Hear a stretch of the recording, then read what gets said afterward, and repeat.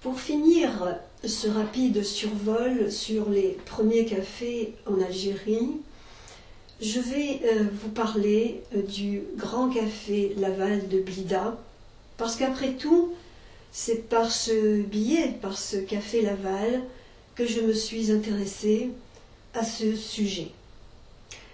Le Grand Café Laval à Blida était situé sur la place d'Armes que tous les Blidéens évidemment connaissent et qui était le cœur de vie de notre ville de Blida, qui n'a pas en effet connu ce fameux kiosque.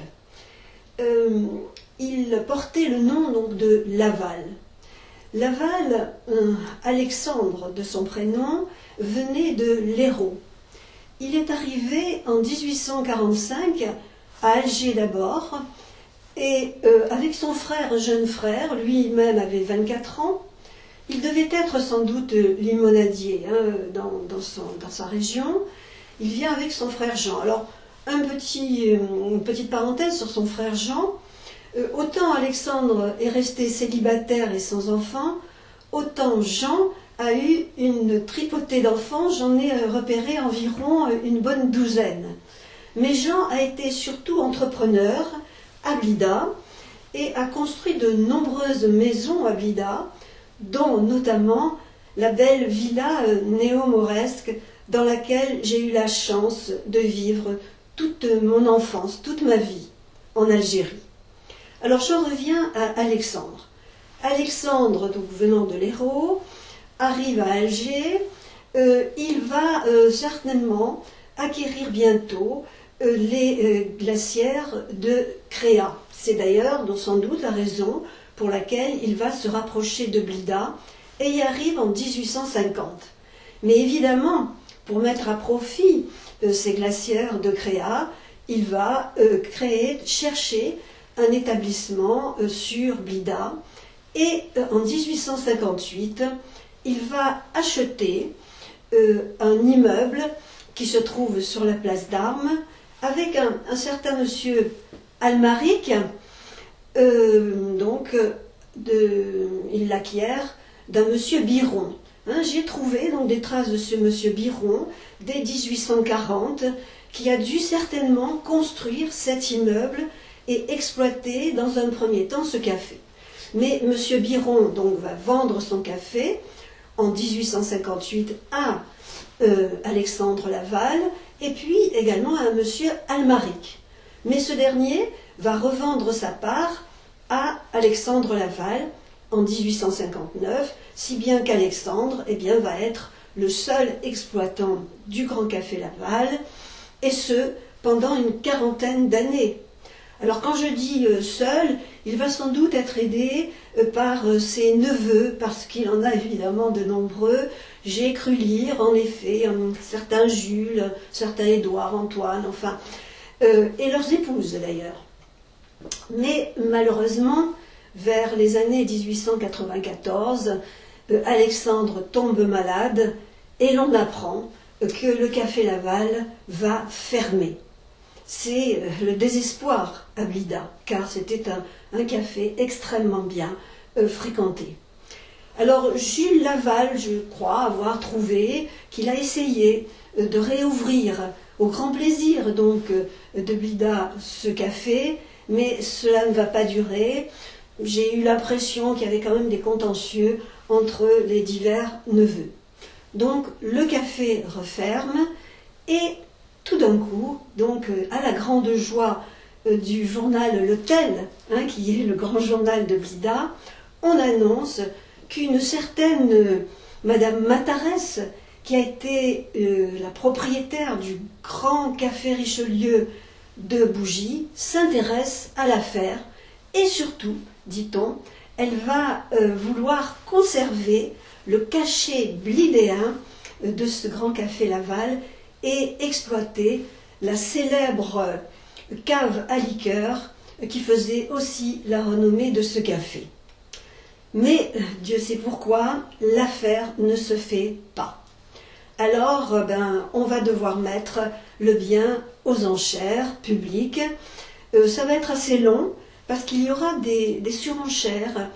Il se trouve que plusieurs nièces d'Alexandre vont donc mandater leurs époux pour faire de la surenchère sur ce café. Alors, ces nièces ont fait de beaux mariages, comme on disait avant.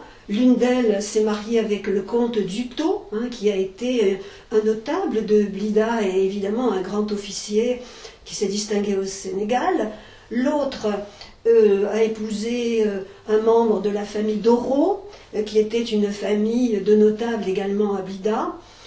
Et la troisième, Marie-Rosalie, celle qui donc m'intéresse davantage puisqu'elle est la maman de mon parrain, eh bien celle-là a épousé le chef d'escadron, commandant Bosc, qui lui-même s'est distingué sous la fin du Second Empire dans la difficile bataille de l'armée de la Loire contre les Prussiens, et puis ensuite a été envoyé en Algérie donc pour mater la grande rébellion de Kabylie en 1871.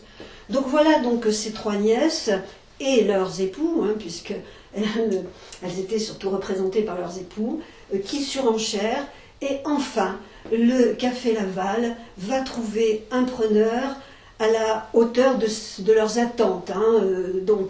Et c'est à nouveau Monsieur Almaric, vous savez, celui qui avait acquis en 1858 le café à l'origine avec Alexandre Laval. C'est lui donc qui va racheter donc l'immeuble et le café, et qui va très vite y héberger le cercle civil de Blida pour maintenir la bonne réputation de ce café. Alors, malheureusement, je n'ai pas tellement d'éléments sur ce qu'était l'intérieur de ce café Laval. Alors, ce que je peux vous dire, en effet, et ce que l'on sait, c'est que c'était un immeuble, un bel immeuble à 2 étages, avec le premier étage, il y avait donc des balcons, le second également 5 fenêtres, enfin, donc un bel immeuble, et qui se situait en fin de compte, alors qui était bordé au nord par la fameuse place d'Armes. À l'est, il y avait une rue qui s'appelait à l'époque Benkeda, mais qui par la suite s'est appelée Alexandre Mauguin. Et évidemment, M. Mauguin est extrêmement connu à Blida, c'était un maire, et surtout donc son imprimerie, enfin un grand entrepreneur, un monsieur d'une grande importance. Au sud, c'était la rue du Télégraphe au début, qui a pris le nom ensuite Pagès, qui, je crois savoir, était aussi un maire de Blida. Et à l'ouest, c'était encore un immeuble de rapport qui appartenait à Alexandre Laval. Alors, l'immeuble en question, évidemment, c'était au rez-de-chaussée que se tenait le café. Ce café qui tenait environ 5 arcades. 5 arcades, ça veut dire que c'est quand même très important. Alors, il ouvrait sur 3 vastes salles luxueuses. Ça, je l'ai lu dans le descriptif des enchères. Il y avait une salle à manger, il y avait donc la fameuse cave à liqueurs, il y avait des locaux d'exploitation, et surtout au sud de cet ensemble immobilier, il y avait une cour, jardin, qui servait évidemment aux réceptions, aux spectacles qui y étaient donnés. Alors pour le mobilier, etc., là j'ai très peu d'éléments, puisque sans doute au moment de la vente aux enchères, tout le mobilier a dû être enlevé. Il ne restait plus en effet que les comptoirs qui étaient en fonte dorée, disait-on, de même que des tables avec du marbre. Voilà, c'était le mobilier qui est resté ancré. Voilà à peu près, malheureusement, ce que je peux savoir de l'intérieur de ce café. Mais j'ai la chance d'avoir trouvé dans le journal Le Tel de 1931 disons, un petit élément qui nous décrit ce qu'était ce café Laval et aussi une petite distinction sur Alexandre Laval lui-même. Alors le tel, voici ce qu'écrit donc le tel en 1931, en se rappelant donc la vieille époque de Blida. Cet établissement, par l'étendue de ses salles, son luxe et sa belle tenue, était à l'époque le seul de l'intérieur similaire au Grand Café d'Apollon, de Bordeaux et de la Bourse à Alger. Fonctionnaires, officiers, commerçants, propriétaires s'y rencontraient en grand nombre, et cette belle clientèle était due surtout à l'amabilité de M. Laval. Ce dernier portait dans son café une marque distincte, une casquette marseillaise.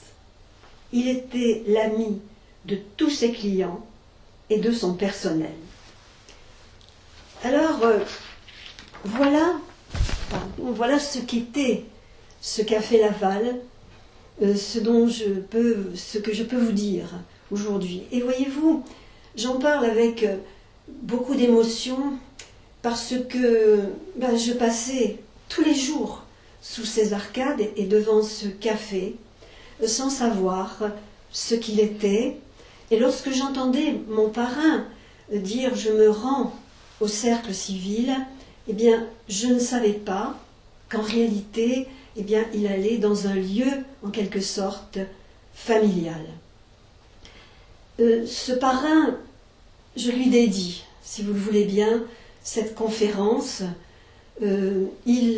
C'était un vieux monsieur lorsque je l'ai connu, et donc il n'a pas voulu quitter l'Algérie au moment de l'indépendance, parce qu'il ne voulait pas quitter sa terre natale, ni sa maison natale. Il est mort très peu de temps après, en 1965, sans bénéficier des honneurs qu'habituellement à Blida ont donné de telles personnes, et notamment aux officiers de la Légion d'honneur qu'il était. Mais je ne veux pas terminer sur une note triste. Je préfère plutôt vous montrer deux photographies qui, pour moi, eh bien, sont en quelque sorte un pied de nez à cette histoire un petit peu dramatique que nous avons vécue. Et vous voyez derrière moi la photo de la place d'Armes, avec sur le fond la place, l'église et la place de l'église, où donc personnellement donc, je vivais. Et vous avez également en regard la photo de Blida, de cette place d'Armes, après l'indépendance. Vous y voyez évidemment la grande mosquée qui a balayé à la fois l'église Saint-Charles et qui également d'ailleurs a balayé notre maison natale. Mais qui voit-on sur la place d'Armes? Eh bien, nous y voyons, toujours planté, eh bien, l'immeuble et le café Laval. Eh bien, pour moi, voilà, c'est ce pied de nez réconfortant sur lequel je veux finir mon propos sur ces premiers cafés en Algérie. Et je vous remercie sincèrement de votre attention.